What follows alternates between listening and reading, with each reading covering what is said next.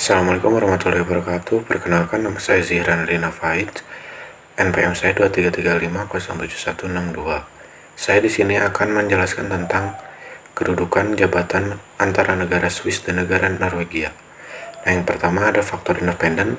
Kedua negara ini antara negara Swiss dan Norwegia memiliki independen yang sangat unik, dipengaruhi oleh sejarah, struktur, politisi, ekonomi, dan kebijaksanaan internasional. Identitas nasional netral Swiss dan proses kemerdekaan Norwegia merupakan titik balik penting dalam perkembangan independen masing-masing negara. Struktur federal dan otonomi kantong di Swiss serta modal desentralisasi pendidikan di Norwegia turut mempengaruhi independen mereka. Nah, saya sekarang menjelaskan yang kedua, faktor dependen kedua negara antara negara Swiss dan Norwegia di dalam sistem politik dan struktur pemerintahan. Di negara Swiss, sistem federal yang otonom besar kepada kantong yang telah memastikan bahwa kesepakatan lokal dapat dijalankan dengan efektif dan baik. Referendum yang luas memungkinkan warga untuk menggugat peraturan parlemen jika mereka tidak setuju, memastikan bahwa kebijakan mencerminkan keinginan rakyat. Struktur ini membantu Swiss keinginan rakyat untuk menjaga kontrol internasional minimal dan fokus pada isu-isu domestik. Nah, yang kedua, kita di faktor dependen di negara Norwegia beda halnya dengan di negara Swiss, yaitu model desentralisasi dalam pendidikan telah memberikan kebebasan kepada sekolah dan kota madya untuk menyusun program sesuai kebutuhan lokal. Guru dan stakeholders dapat mengontrol pandangan dan pengembangan profesional guru di daerahnya secara langsung. Desentralisasi ini meningkatkan partisipasi masyarakat dan memastikan bahwa kebijakan pendidikan relevan dengan kebutuhan wilayah.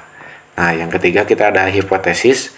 Hipotesis yang diberikan mengenai kedudukan jabatan di negara Swiss dan negara Norwegia masing-masing dengan sistem federalnya. Di negara Swiss memberikan otonomi tinggi kepada kanton-kanton, memungkinkan keputusan politik diambil secara lokal melalui referendum. Hal ini menciptakan partisipasi langsung warga dalam pengambilan keputusan dan mendorong stabilitas politik terhadap negara Swiss. Sebaliknya, di negara Norwegia mengadopsi model monarki konstitusional dengan pemerintahan parlementer, di mana raja berperan sebagai simbol persatuan, sementara Perdana Menteri menjalankan kekuasaan eksekutif.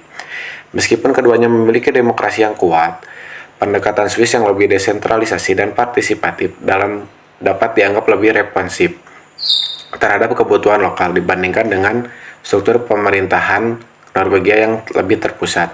Dengan demikian, hipotesis ini menunjukkan bahwa struktur dan mekanisme pengambilan keputusan berpengaruh signifikan ke dalam kedua konteks tersebut. Indikator yang menunjukkan kemakmuran ekonomi, stabilitas politik, dan kesejahteraan sosial yang tinggi. Sedangkan di negara Norwegia memiliki ekonomi yang kuat didominasi oleh industri minyak, gas, alam, dan model desentralisasi dalam pendidikan dan komitmen kuat dalam mitigasi dalam pendidikan. Negara ini merupakan bagaimana kombinasi faktor. Nah, yang terakhir kita akan menjelaskan tentang data statistik mengenai kedudukan jabatan di negara Swiss dan Norwegia.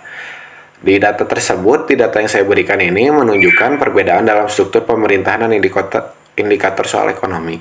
Di negara Swiss, populasi sekitar 8.865.086.000 jiwa dengan tingkat pertumbuhan tahun 0,6%. Tingkat pengangguran relatif rendah, berkisar antara 4% hingga 5% dalam beberapa tahun terakhir, mencerminkan stabilitas ekonomi.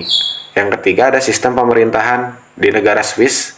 Sistem pemerintahan yang digunakan model federal dengan 26 kanton yang memiliki otonomi tinggi, memungkinkan partisipasi langsung melalui referendum. Norwegia populasinya sekitar 5.591.370 jiwa dengan tingkat pertumbuhan tahunan 0,964%. Nah, tingkat pengangguran sekitar 4% pada Juni 2024 menunjukkan pasar kerja yang sehat-sehat. Nah, di dalam sistem pemerintahan di negara Norwegia, monarki konstitusional dengan kekuasaan eksekutif yang dijalankan oleh Perdana Menteri dan kabinetnya merupakan kedua negara menunjukkan indikator soal sosial ekonomi yang kuat, tetapi dengan pendekatan pemerintah yang berbeda. Swiss lebih terdesentralisasi, sementara Norwegia lebih terpusat. Nah, yang kita dapat simpulkan dari semua yang saya buat ini, bahwa di negara Swiss dan negara Norwegia kita sama-sama aja dan menggunakan sistem pemerintahan yang sama, tapi cenderung di dalam negara Swiss itu desentralisasinya kepada pemerintahan itu terbagi dengan rata, tidak selalu terpusat dibandingkan dengan di negara Norwegia, di mana di negara Norwegia itu sistemnya lebih terpusat dan mengarah kepada pemerintahan. Nah, segitu saja yang dapat saya sampaikan. Mohon maaf bila ada kesalahan. Terima kasih. Wassalamualaikum warahmatullahi wabarakatuh.